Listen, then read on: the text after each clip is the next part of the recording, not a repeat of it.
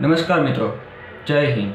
છેલ્લા કેટલાય સમયથી મારી ચેનલ ઉપર કાયદાકીય વિડીયો દ્વારા માહિતી પહોંચાડવાનો પ્રયાસ કરી રહ્યો છું અને આજ એક અગત્યનો વિષય છે એફઆઈઆર વિશે સંપૂર્ણ કાયદાકીય માહિતી આપવા જઈ રહ્યો છું। આથી મારી ચેનલને તમે સબસ્ક્રાઇબ નહીં કરી હોય તો સબસ્ક્રાઇબ કરજો। હવે હું એફઆઈઆરથી માંડીને ઠેક આપણે ન્યાયતંત્રના જજમેન્ટ સુધીના અગત્યના સ્ટેજ તમને સમજાવવાનું છું। તો સૌપ્રથમ કોઈ પણ ઘટના બને ત્યારે આપણે નજીકના પોલીસ સ્ટેશનમાં એફઆઈઆર લખવા જઈ રહી છે। તો સૌથી પહેલું પગથિયું આપણે હોય છે તો એફઆઈઆર, ફર્સ્ટ ઇન્ફોર્મેશન રિપોર્ટ, પ્રાથમિક માહિતી અહેવાલ। પછી 24 કલાકની અંદર આ એફઆઈઆર લખાઈ જાય પછી 24 કલાકની અંદર મેજિસ્ટ્રેટને જાણ કરવાની હોય છે। પછી ત્રીજું પગથિયું છે મેજિસ્ટ્રેટને જાણ કર્યા બાદ તપાસ ચાલુ કરવાની હોય છે। ગુનાને લગતી કોઈ પણ ક્રાઇમને લગતી એફઆઈઆર થઈ હોય તે ગુનાને લગતી કોઈ તપાસ ચાલુ કરવાની હોય છે। પછી તપાસમાં કોઈ પણ માલ મિલકતની વસ્તુ હોય કે ઝડપી જપ્તી અને તેના પંચનામા કરવાના હોય છે અને તે પંચનામા સાક્ષીઓની સાઇન લેવામાં આવે છે અને સાક્ષીઓને બોલાવીને તેના નિવેદન પણ લેવામાં આવે છે।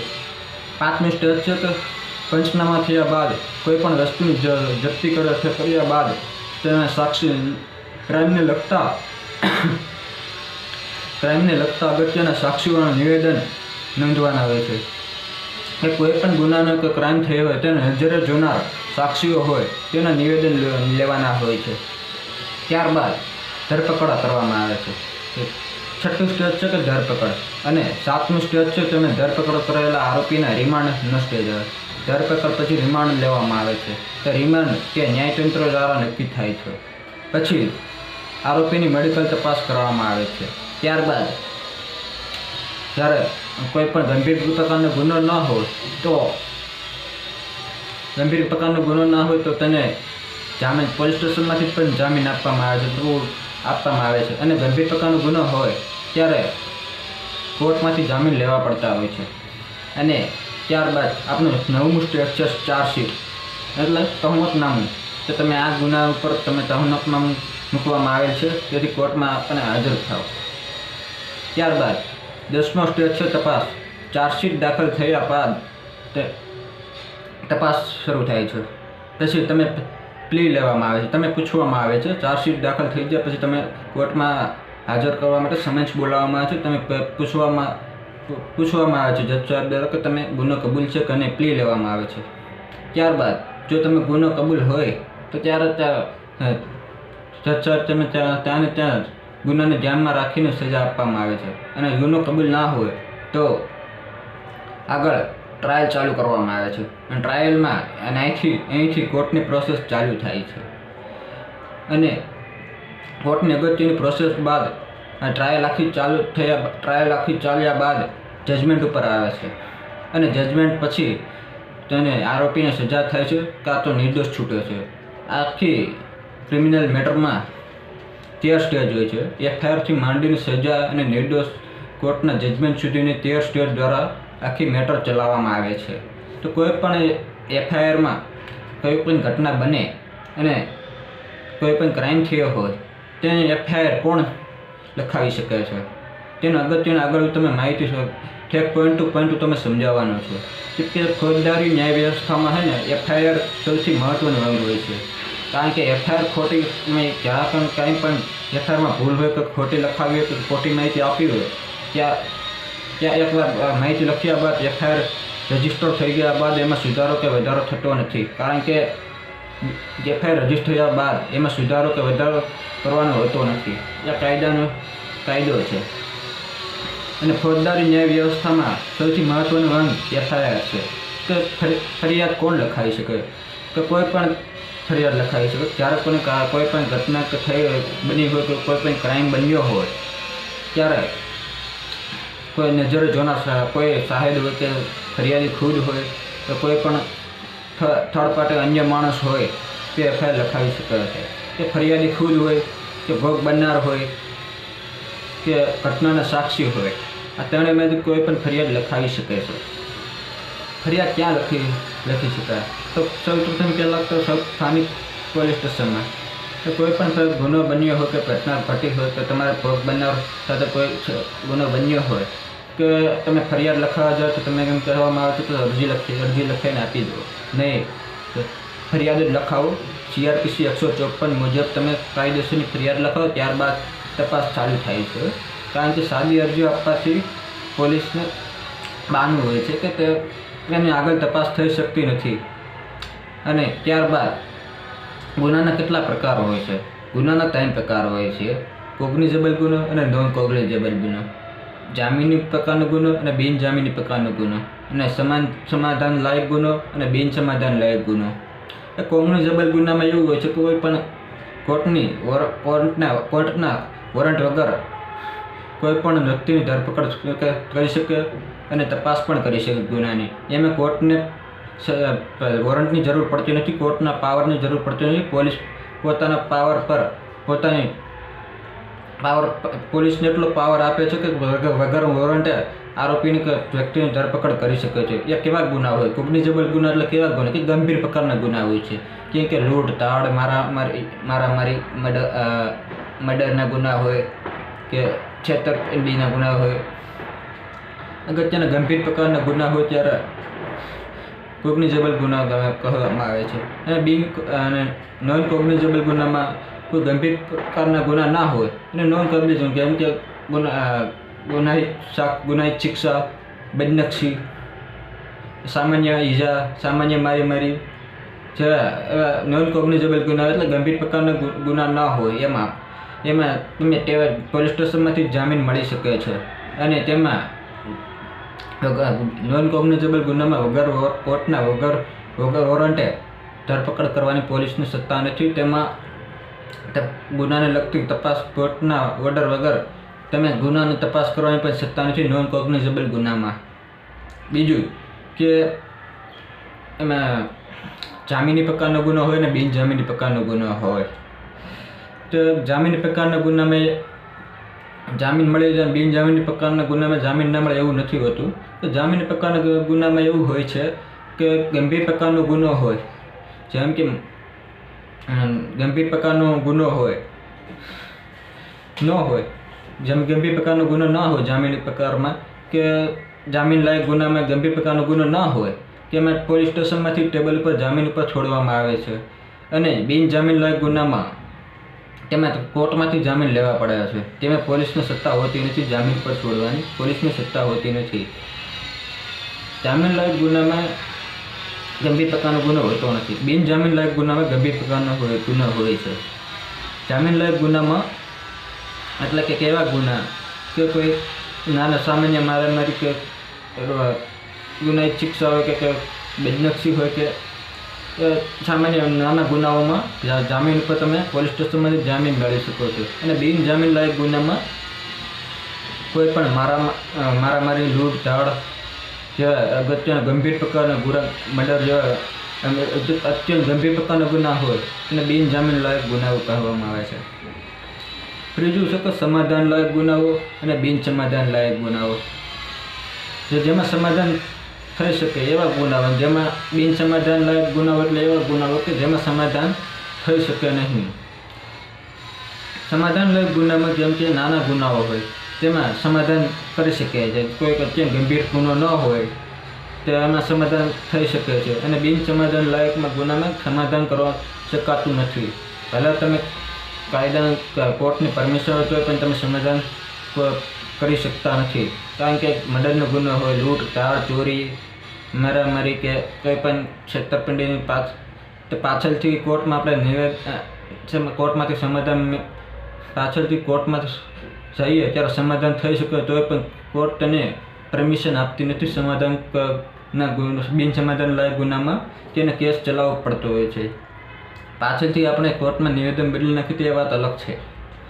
અને જ્યારે FIR ગુનાનો પ્રકાર કેવા હોય છે તેમાં ગુનાનો સૌથી પ્રથમ પહેલાં તો એમને કેટલી સજાની જોગવાઈ છે અને ગુનાના કેવા પ્રકારનો ગુનો છે આ બધી ધ્યાનમાં લેવામાં આવે છે. અને કોઈ પણ FIR એટલે કોઈ પણ ગુનામાં FIR કરવી ફરજિયાત છે, કે નાનો હોય કે મોટો હોય કે ગંભીર હોય કે ગંભીર ન હોય તો નાના મોટા તમામ પ્રકારનો એફઆઈઆર થયા બાદમાં તપાસ ચાલુ થઈ શકે છે. અને સૌથી અગત્યની માહિતી કે એફઆઈઆર એટલે શું, કે એફઆઈઆર એટલે ફર્સ્ટ ઇન્ફોર્મેશન રિપોર્ટ. CRPC 154 મુજબ તેને એફઆઈઆર કહેવામાં આવે છે. તેમાં એફઆઈઆરમાં પોલીસ સ્ટેશનનું નામ, બધી વિગતવાર હોય છે કે ગુનો ક્યારે બન્યો, કેવી રીતે બન્યો, કયા ટાઈમે બન્યો, કઈ જગ્યાએ બન્યો, તમારી જાણ ક્યારે થઈ, તમે પોલીસ સ્ટેશનમાં ગુનાની ઘટનાને લગતી જાણ ક્યારે કરી, અને તમારે ગુનો થયા બાદ મેં તમારે પોલીસ સ્ટેશનમાં જાણ આપવાનું કેમ મોડું થયું, કારણો સહિત, તમારે આરોપીના નામ સહિત કોઈ પણ બધી ઘટનાની લગતી બધી જ વિગતો એફઆઈઆરમાં દર્શાવવામાં આવે છે. અને તમે જ્યારે એફઆઈઆર લખાવવા જાઓ ત્યારે તમારે પોલીસ સ્ટેશનમાં એફઆઈઆર નિઃશુલ્ક અને મફત આપવામાં આવે છે કોપી. તેને પૈસા ભરવા પડતા નથી. અને જ્યારે તમે એફઆઈઆર લખાવો ત્યારે તમે નીચે સાઇન કરવામાં આવે છે. તો એફઆઈઆર વાંચીને આખી એફઆઈઆર વાંચીને પછી જ સાઇન કરવી જોઈએ હંમેશા. તો હંમેશા કોઈ પણ જગ્યાએ જાઓ કે આખો તમારે કોઈ પણ કાગળ ઉપર વાંચ્યા આગળ સાઇન કરવી જોઈએ નહીં. તો તેનું નુકસાન પણ છે આ પાછળ. એ પણ પાછળથી સમજાવીશ કે જ્યારે કે એફઆઈઆર લખાવવા જાઓ એ પહેલાં કોઈ પુરાવા આપવાના હોતા નથી. કારણ કે તમે એફઆઈઆર લખી નથી તો તપાસ તમારે કંઈ કામ તમારું છે, પુરાવા ભેગા કરવાનું કામ પોલીસનું હોય છે. એટલે ક્યાંક કોઈ પણ કાયદાની જોગવાઈમાં એવું ક્યાંય લખ્યું જ નથી, પ્રોવિઝન જ નથી કે તમારે એફઆઈઆર લખવા દો તો પુરાવા આપવા જરૂર છે.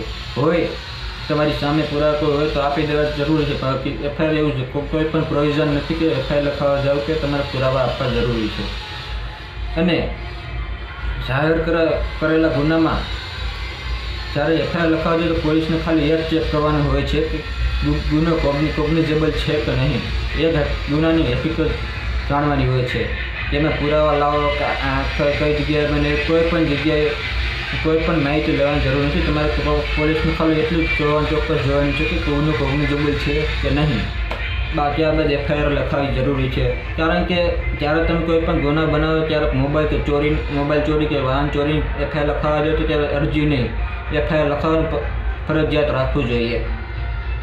અને એફઆઈઆર લખવાની બાબતના વખતે ધ્યાનમાં રાખવાની બાબતમાં કેટલીક બાબતો છે હું તમે સમજાવું. જ્યારે કોઈ પણ તમે એફઆઈઆર લખાવવા જાઓ તો આરોપીને તમે જેને જાણતા હોય તે પૂરેપૂરું આખું નામ લખાવવું ફરજિયાત છે. અને તમે ન ખબર હોય તો અડધું નામ લખો, બાકી લખાવો ખરી. જો તમે ખબર હોય તો ફરજિયાત લખાવવું જરૂરી છે. એફઆઈઆરમાં ક્યારેક ખોટી માહિતી અને તમારું વિરોધાભાસ થતો એવી માહિતી આપવી જોઈએ નહીં. અને સાચી હકીકત ફરજિયાત લખાવવી જરૂરી છે. અને એફઆઈઆરમાં ક્યારે અધૂરી વિગત ક્યારે છુપાવી ન જોઈએ. અને તમે ન લખાવો પછી છુપાવો તો પાછળથી તમને જ નુકસાન થઈ શકે છે, એનું કારણ છે.